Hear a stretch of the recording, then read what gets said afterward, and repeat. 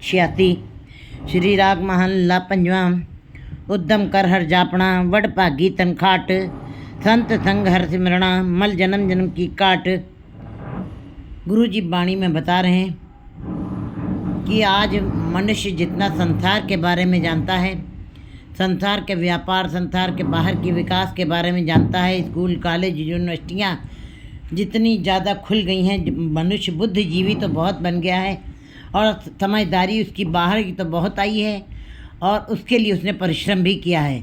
लेकिन जितना ज़्यादा उसका बाहर का वैभव बढ़ रहा है, विकास बढ़ रहा है, उसकी बाहरी बुद्धि बढ़ रही है, स्कूल कॉलेज की शिक्षा से, उतनी बुद्धि उसकी परमात्मा के नाम में नहीं बढ़ रही है। क्योंकि बाहर का वैभव, बाहर का विकास जीव को निरंकार से उतना ही पीछे खींच ले जाता है। जितना ही बाहर की समृद्धि, बाहर के साधनों में जीव का विकास होता चला जाता है, बुद्धि जीव चालाक चतुर बनता चला जाता है, उतना ही निरंकार से उसका संबंध टूटता चला जाता है। ये बात सत्य है।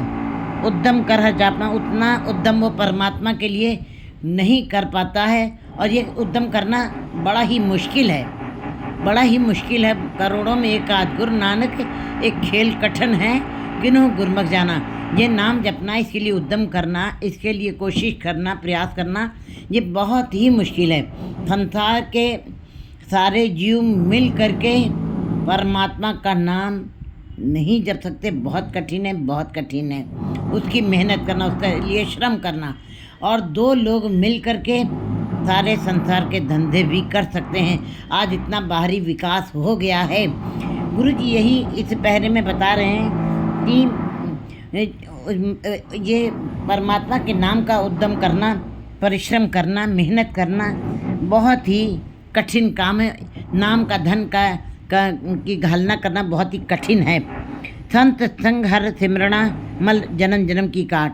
ये कैसे इसका संग्रह किया जा सकता, कैसे इसका श्रम किया जाए, कैसे इसका अंदर कमाया जाए इस नाम को, इसके लिए हमें कोई गुरु मिल जाए, मल्लाह मिल जाए, जो हमारे जैसे मल्लाह बेड़ी से पार कर देता है, जीव मनुष्य को एक किनारे से दूसरे किनारे ले जाता है। इसी प्रकार हमको नाम को अपने अंदर संग्रह करने के लिए कोई गुरु को बिचौलिया हमें बनाना पड़ेगा, जिसके साथ जुड़ करके हमारे अंदर वो ज्ञान का प्रकाश हो और हम हरि का नाम सिमरण कर सकें। क्योंकि गुरु ही एक ऐसा है जिसके अंदर ये शक्ति है कि वो अज्ञानता के अंधेरे को दूर कर सकता है। गुरु और पारब्रह्म एक ही रूप हैं। गुरु परमात्मा का जो सूरज है तो गुरु उसकी किरण है, एक दूसरे के पूरक है, इसलिए हमें गुरु की ज़रूरत है। गुरु के साथ ही सत्संगत करते हुए हरि का नाम जपा जा सकता है। और मन जन्म जन्म की काट। हे जीव, तुम गुरु को बिचौलिया बना लो और हरि के नाम का सिमरण करो, तभी तुम्हारे ये जन्मों जन्मों की मैल, जो विकारों की मैल चढ़ी हुई जन्म जन्म की, इस मन को मल लगी काला हुआ स्याह। खनली तो थी उजली न हो गई जे तो हुन पाए। ये बाहरी साधनों से, थोड़ी सी सेवा से, थोड़े से सिमरन से तुम्हारी ये मैल नहीं उतर सकती है। क्योंकि मैल जब कपड़े के ऊपर अगर जो मिट्टी धूल की मैल चढ़ी होती है, उसको तो हम पानी से धो सकते हैं मुँह पर, यह हाथ पैर कंधे पानी तो होते उतरस के, वो तो पानी से उतर जाएगी जो बाहरी मिट्टी धूल है।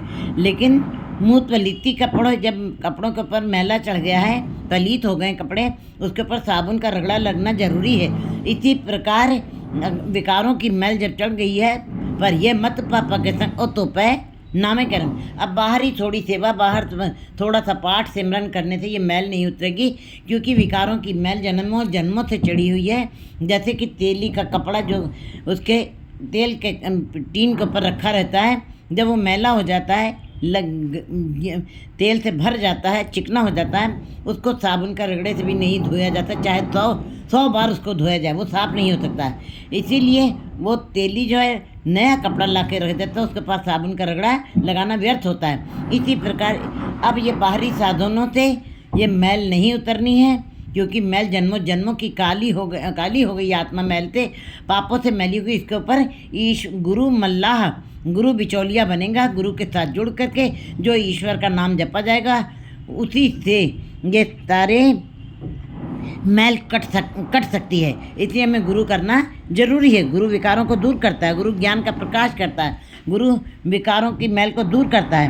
मन मेरे राम नाम जप जाप, हे मेरे प्यारे मन, राम नाम का ही जाप कर। ये संसारिक वैभव, ये संसारिक धन संपदा, ये क्षणिक है। हरि का नाम तुम्हें जपना ही पड़ेगा, क्योंकि गुरु जी ने बताया है कि अपन हथी अपना आप ही का सवारी। इसके लिए तुम किसी के द्वारा मंत्र नहीं पढ़वा सकते, किसी के द्वारा पाठ नहीं करवा करके अपने पापों को दूर नहीं कर सकते हो। तुमको ये जाप खुद करना पड़ेगा। हे मेरे प्यारे मन इच्छे फल पुंज तू सब चूके सुख संताप। जब फिर अपना कार्य तुम स्वयं करोगे, अपनी रचना से तुम खुद जाप करोगे, तब तुम्हारे अंदर ये नाम का भोजन जाएगा, तुमको एक आत्मिक ताकत मिलेगी। फिर मन इच्छे फल पूछे तू। वैसे तो हम देखते हैं आम का पेड़ लगाते हैं तो आम ही का फल मिलता है, अमरूद का लगाते हैं तो अमरूद का ही फल मिलता है। अमरूद में से आम का स्वाद नहीं आ सकता है, सेब में से अंगूर का स्वाद नहीं आ सकता है, लेकिन परमात्मा के नाम का फल ऐसा है जिसके अंदर सारे महारसों का, सारे महाफलों का स्वाद उसी के अंदर आ जाता है। क्योंकि वो ऐसा फल है, नाम का फल, जो सदा ही आनंद देने वाला है। नाम के फल में सारे सुख उसी के अंदर सिमटे हुए हैं। मन इच्छे फल पुंजतु। तब तुम्हारे अंदर जो भी मन इच्छे, जो तुम्हारी कामनाएं आशाएं होंगी, सारे फलों का तुम्हें प्राप्ति हो जाएगी। सब चूके शोक संताप, और तुम्हारे अंदर जो विकारों की लहरें उठ रही हैं, शोक संताप चिंताएं फिकर झोरे जो चल रहे हैं अंदर ही अंदर, महसूस नहीं होता बाहर से, लेकिन अंदर ही अंदर जीव चिंतित है। चिंतत ही दिसे सब कोई। गुरु जी बता रहे चिंतन एक तही सुख होए। हे जीव, तुम चिंता न करो, तुम चिंतन करो इस ईश्वर का, तुम्हारे सारे शोक संताप खत्म हो जाएंगे। रहो जिस कारण तन तारिया सो प्रभ डिठा नाल। जिस परमात्मा ने तुम्हारे शरीर को की रचना की है, इतना सुंदर बनाया है, और उसके अंदर बुद्धि डाली है, मति डाली है, और ज्ञानेंद्रियाँ डाली हैं, कर्मेंद्रियाँ डाली हैं तुम्हारे अंदर, तुम ज्ञान प्राप्त कर सकते हो। जिस कारण तंतारा, जिस प्रभु ने तुम्हारे शरीर को इतनी सुंदर रचना की है, सो प्रभु जिठा नाल, वो तुम्हारे साथ सदा ही चल रहा है। गुरु मेरे संग सदा है नाले, वो सदा ही तुम्हारे साथ है। संसार के रिश्ते नाते सब छोड़ के चले जाते हैं, लेकिन परमात्मा हर जीव के साथ चल रहता है, रमा हुआ है, जैसे फूलों में खुशबू। जल थल महियल पूरिया प्रभ अपनी नदर निहाल। और ये जो एक सरगुण रूप है परमात्मा का, एक निर्गुण रूप परमात्मा का। निर्गुण रूप जो निराकार है, जो दिखाई नहीं देता, हमें अदृश्य है, लेकिन जो सरगुण रूप है, जिसको कहते हैं कुदरत में जितनी नदियाँ और ये सागर, पहाड़, और जितना कुछ आकाश में तारे, चंद्रमा, सूरज, धरती पर, पाताल लोक में कितना सब कुछ, उसके अंदर सारे खाद्य पदार्थ जो निकल रहे हैं, धरती के ऊपर जितनी खेती, जितने फल, जितने फूल, जो भी हम देख रहे हैं, उस कुदरत की ये कला है, उसकी ये शक्ति है। जल थल मैयर पूरा, वो जल थल मैयर में सब जगह रमा हुआ पूरा है, मौजूद है। प्रभु अपनी नदर निहाल, और उसने अपनी नदर से, अपनी कृपा से सबको निहाल किया हुआ। जल थल मैयल सारे सब जगह हरा भरा, सब जगह प्रफुल्लित है, सब जगह उसी की नज़र है, और सब जगह वो स्वयं ही उन सब की संभाल कर रहा है। और जीवों के लिए हर तरीके से उसकी संभाल करने के लिए जल थल नभ में उसने सारी मर्यादा अपनी बनाई हुई है, अपनी नज़र रखी हुई है। मन तन निर्मल होया लागी साच परीत। जब किसी जीव की, पहली बात तो यह है कि ईश्वर का नाम तो बहुत लोग जप रहे हैं। सारे संसार के जीव हमको मंदिर, मस्जिद, गुरुद्वारों में भीड़ की तरीके से तीर्थ स्थानों पे दिखाई दे रहे हैं, आ रहे हैं, जा रहे हैं, और जप तप पुण्य कर रहे हैं, सब कुछ कर रहे हैं। लेकिन प्रभु के नाम मन तन निर्मल होया, तब साची लागी साच प्रीत। लेकिन करोड़ों में से एक आध जीव की जो भक्ति है, जो प्रीत है परमात्मा के साथ लगती है। फिर जैसे जीव जो जिनका प्यार परमात्मा से बन जाता है, एक रत होकर के वो लग जाते हैं, उनके अंदर से सारी मंत्र, उनका मन और तन को निर्मल तो बाहर से स्नान करके आप करते हैं, तन तो तभी निर्मल होगा जब गुरु की तरफ उन्मुख होगा। बाहर से स्नान करने से थोड़ी देर के लिए निर्मल हुआ है, लेकिन तन तभी निर्मल होगा जब गुरु के द्वार ये पहुँचेगा। तब इस पहले शरीर ने जाना है गुरुद्वारे, फिर गुरुद्वारे की आदत। पहली बात है, शरीर भी जाना नहीं चाहता है, ये हड्डियों का ढांचा भी गुरुद्वारे में जाकर झुकना नहीं चाहता है। तो मन की बात तो बड़ी दूर है, लेकिन गुरु जी बता रहे हैं कि जो उस ईश्वर के नाम से प्यार करते हैं, फिर उनका शरीर भी निर्मल हो जाता है, निरोग हो जाता है, किसी प्रकार की पीड़ा नहीं रहती है। और मन, जब शरीर निर्मल हुआ, शरीर गुरुद्वारे की तरफ जा रहा है, तो मन के ऊपर भी उसका प्रभाव पड़ता है। और मन भी ईश्वर के, क्योंकि मन तो ईश्वर के नाम से ही निर्मल होना है, मन का तो भोजन ही है नाम। तब मन और तन दोनों निर्मल हो जाएंगे।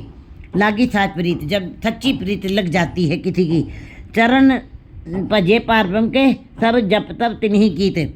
जो परमात्मा के चरणों के साथ जुड़ जाते हैं, परमात्मा के चरणों के साथ कहते हैं जो जुड़ जाते हैं, सब जप तिन्हीं की थी। वो समझ लीजिए, वो सारे तरीके का, संसार के जितने तरीके से के जप हैं, तप हैं और पाठ है, पूजा, जितने भी तरीके की है, वो सारे जप तप का फल और 68 तीर्थों का फल उस जीव को मिल जाता है जो परमात्मा का नाम जपते हैं, जो परमात्मा के चरण कमलों के साथ लग जाते हैं, गुरु के शब्द रूपी चरण कमलों की घालना घालते हैं, मेहनत करते, श्रम करते हैं, उनको सारे तीर्थ जप तप का फल मिल जाता है। भाव, प्रभु परमात्मा का नाम ही जप है, परमात्मा का नाम ही तप है, परमात्मा का नाम में ही सारे ये समाये हुए हैं। रतन जवेहर माणिका अमृतहर का नाम, परमात्मा का नाम। संसार के हीरे, रतन, जवाहर, मोगा और लाल, ये सब हैं, रतन हैं, 9 तरीके के रतन हैं। उनको तो फिर भी जीव किसी प्रकार से पा सकता है। जब भी उसके पास कहीं किसी दिन धन आ जाता है, वो बाहरी रतन खरीद लेता है। परंतु ये जो परमात्मा का नाम हीरे रतन है, रतन जवाहर माणिका अमृतहर का नाम, ये तो ना चोर चुरा सकता है, ना कोई इसको खरीद सकता है, ना पानी डुबो सकता है, ना आग जला सकती है। ये ऐसा रतन है, हीरे रतन है। माणिका अमृतहर का नाम, ये परमात्मा का नाम का अमृत जो है, वो हीरे रतन से भी ज़्यादा मूल्यवान है। ये ज़्यादा मूल्यवान है। सुख सहज आनंद रस जन नानक हर गुण गाओ।